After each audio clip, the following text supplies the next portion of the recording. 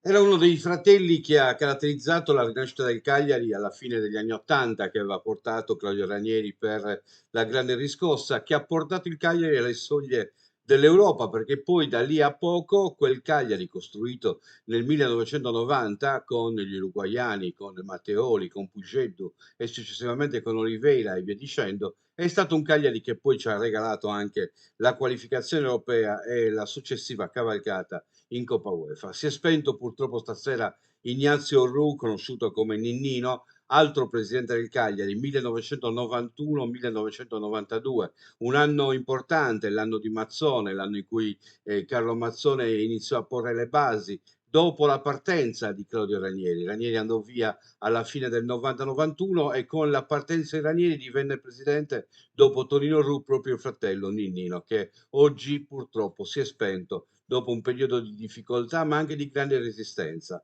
Lo incontravo spesso all'ora di pranzo, lui che continuava comunque ad andare al posto di lavoro, a cercare di controllare le sue cose, non ha mai smesso di impegnarsi anche nella difficoltà, proprio come un grande sportivo. E questo giorno è un giorno triste perché ce lo porta via e ci porta via un pezzo di quella storia che era ancora viva, che era ancora possibile incontrare, che ci raccontava del suo passato con Ranieri, che nel periodo scorso di Claudio Ranieri auspicava che quel rapporto umano che aveva definito e che aveva caratterizzato la grande riscossa del Cagliari potesse ancora una volta primeggiare, potesse venire fuori per dominare quella che è la tecnica, quella che è la tattica, per privilegiare appunto i rapporti umani che molte volte danno una forza maggiore di quello che può dare una forza atletica e una forza tecnica che magari in quel momento non c'è. Nino Rossi è spento oggi, con lui se ne va chiaramente un altro testimone di quel periodo, ma non se ne va la storia, anzi